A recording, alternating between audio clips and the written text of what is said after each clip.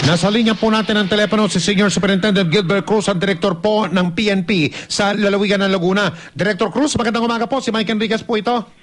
Good morning po. Mike, at sa mga nakikinig po ng programa natin. Magandang Opo, na-aksidente daw yung hepe ng polis ng Kalawan tsaka Victoria. May anong aksidente ito, Epe?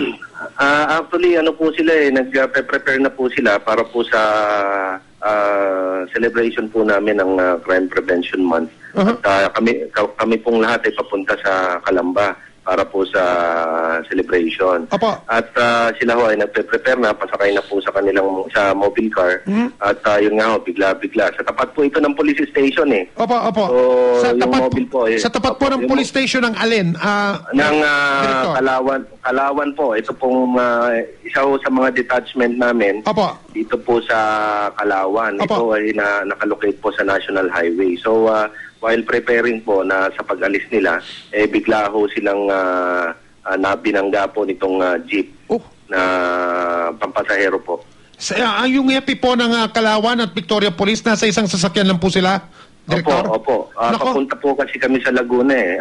Ako rin ho nagulat din ho ako dahil on the way din ho ako papunta sa Calamba. Calamba po. Opo. Kamusta po sila?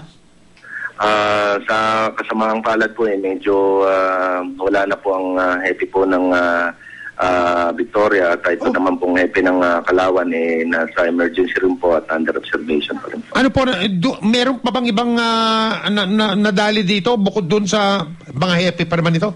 Bukod meron yung driver po okay naman po, nakausap ko na po yung driver ng mobile. Opo. At medyo may mga minor injuries. Sa panig naman po ng jeep. Anong jeep to? Pampasahero?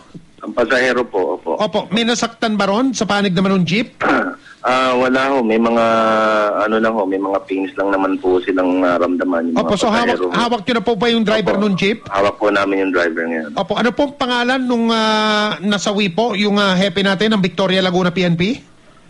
Si Police Senior Inspector Alex Marasigan po. Police Senior Inspector Alex Marasigan. At ngayon naman linalapatan po ng lunas, si hepe po ng Calauan PNP. Sino po naman siya, Director? Si Chief Inspector Santiago Contapay po. Under observation po siya. Under observation? May malay ba ho?